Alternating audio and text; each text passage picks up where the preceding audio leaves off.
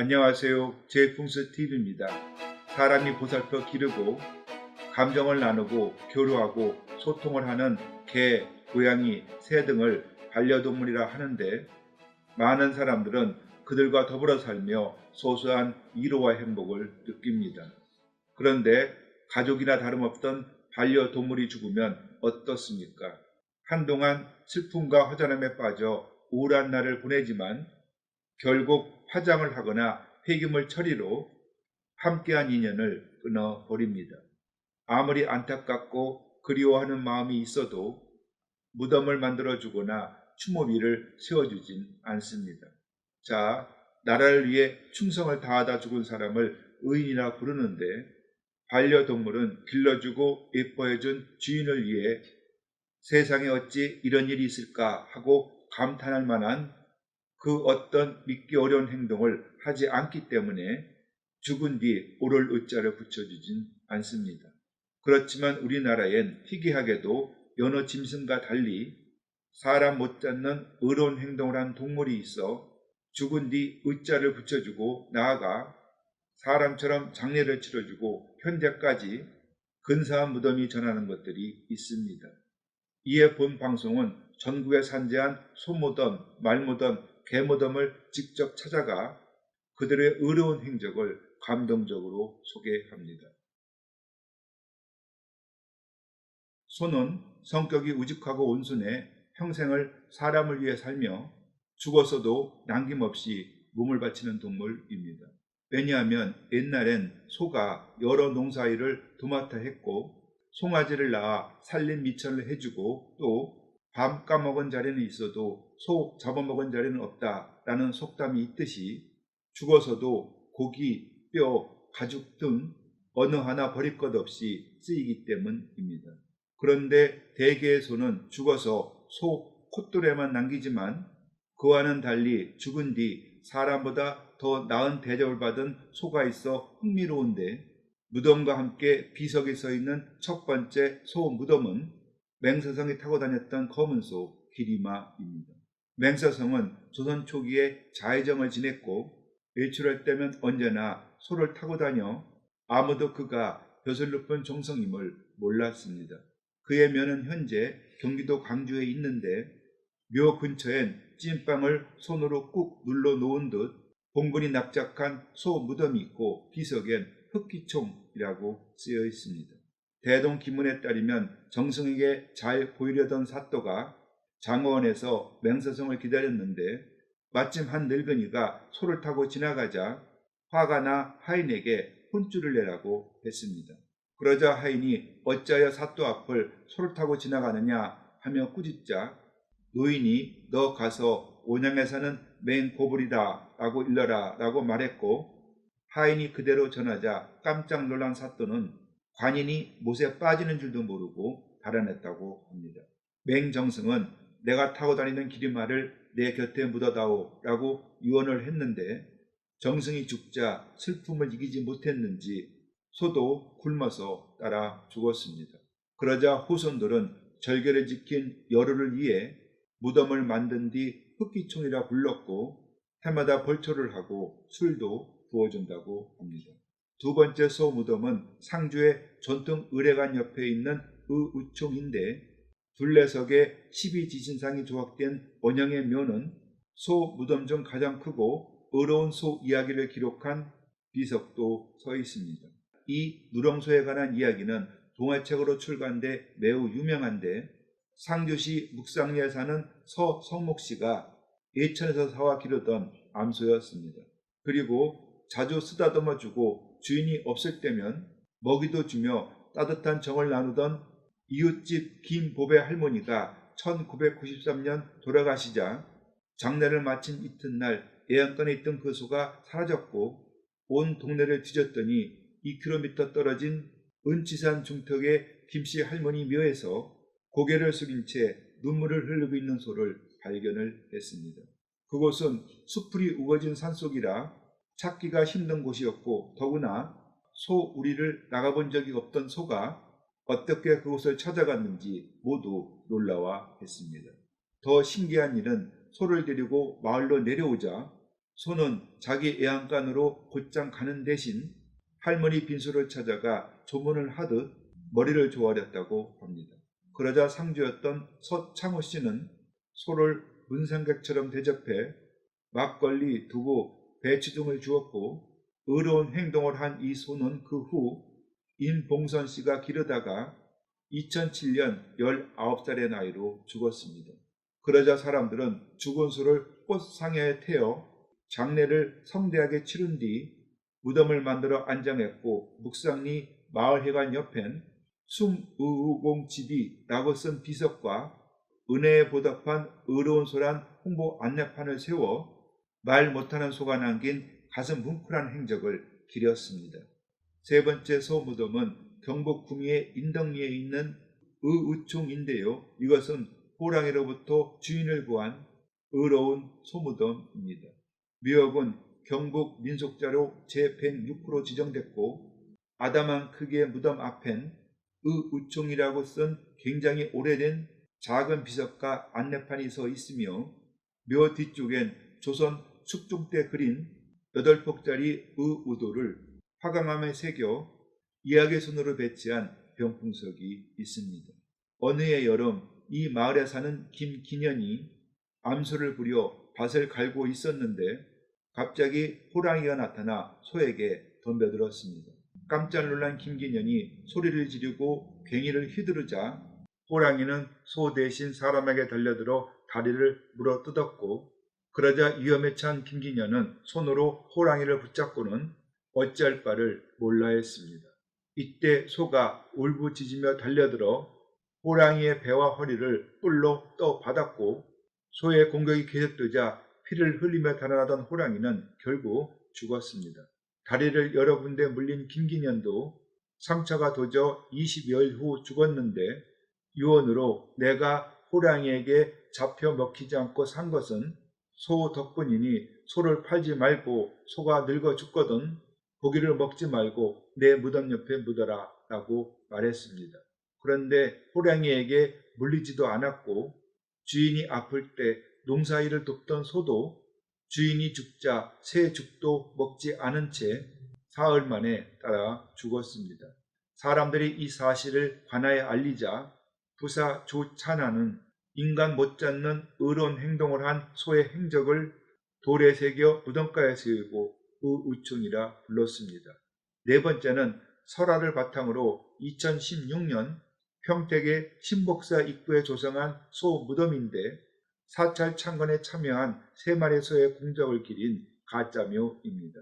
모르고 지나치면 일반 묘처럼 보이나 봉긋한 봉분 안으로 석축을 반드시 쌓은 뒤 커다란 상석을 놓았고, 좌우에는 신복사의 빛 소 무덤이라 쓴 비석과 우보살 공덕비를 세웠습니다. 또 묘역의 사방에 장명등을 설치해 여느 고관 대작의 묘 못지않게 경건하고 귀하게 모시는 묘임을 알 수 있습니다. 이것은 비록 늦었지만 신복사 스님과 신도들이 창건주에 대한 고마움을 표시한 기념물이고, 나아가 창건설화가 단순히 설화에 머물지 않고 가시적인 형태로 드러나길 바라며 만든 소무덤입니다.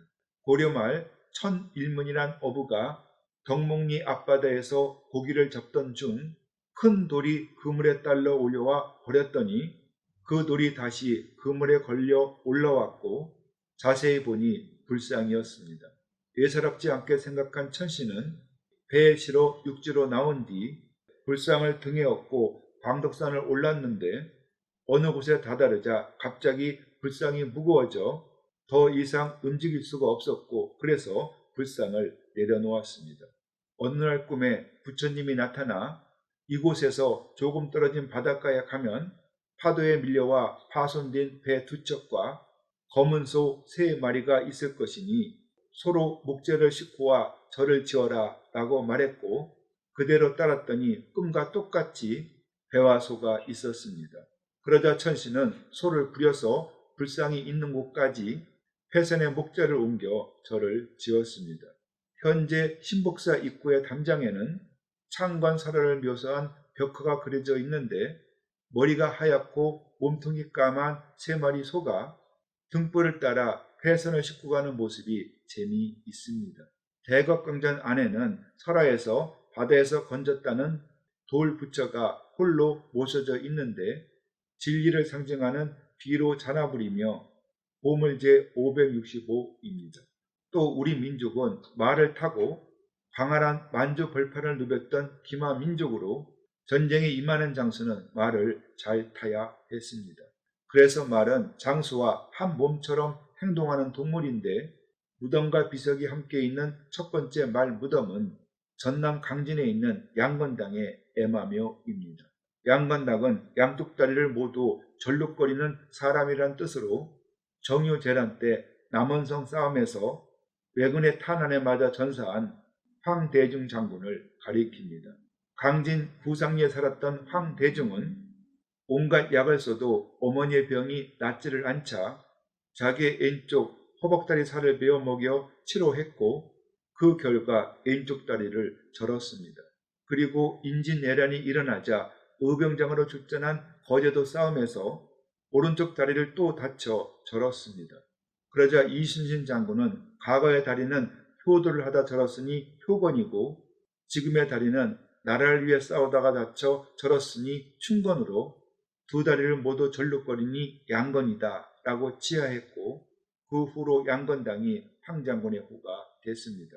숨을 거둘 때 황장군은 부하인 김한에게 칼을 전해주며 이 칼을 가지고 외적을 찌르고 내 시체를 거두어 내 애마에게 실어주면 집에 갈 것이다 라고 말했고 그에 따라 장군의 시체를 말 등에 실었더니 말은 강진의 주인집까지 300리를 달려왔고 47에 전사한 장군을 성묘산에 안장할 수 있었습니다.